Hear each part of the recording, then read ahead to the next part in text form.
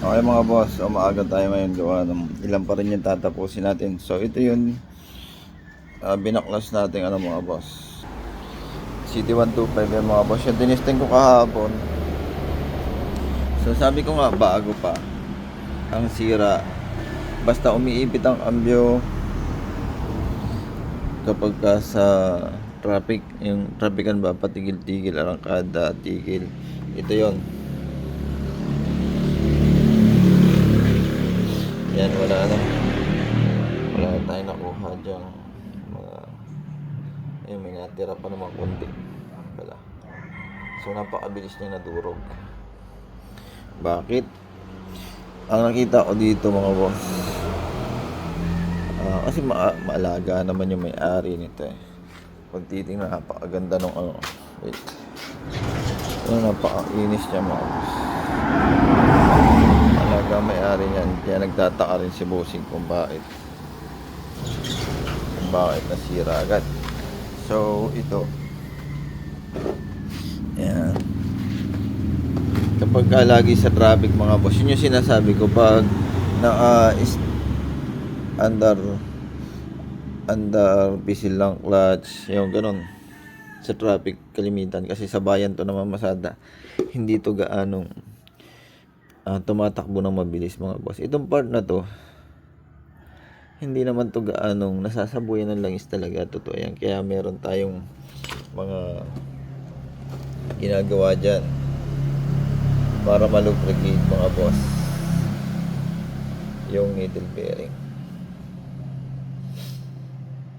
Kaya yun lang, na overhaul to dahil doon.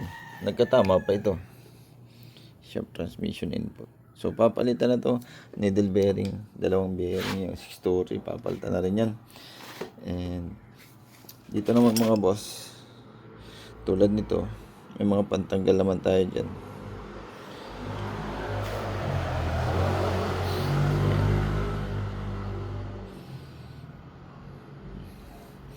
So yan, pasensya na kayo dito, hindi pa ako nakapaglinis. Nalinis ko lang yung mga alat natin dito.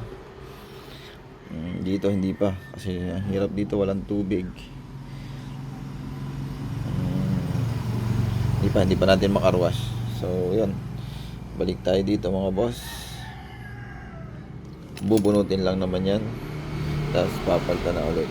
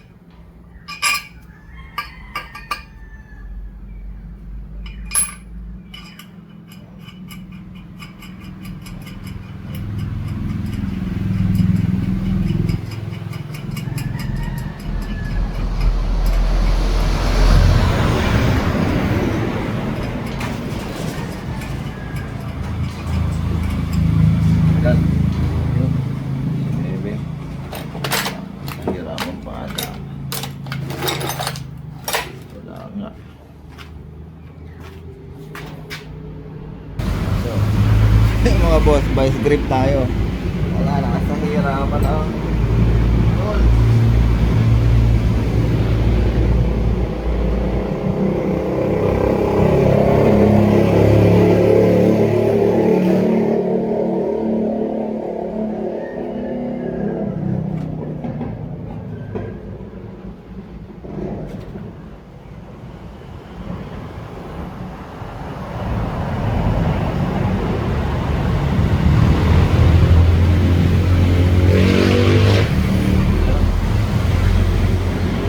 na. Ayan na mga boss, nabunod na. So ganun lang kadali punutin. Stick bearing. Basta may ano, basta may ganito ayun tools mga boss. Bearing, cooler. Okay. Ayan lang mga boss.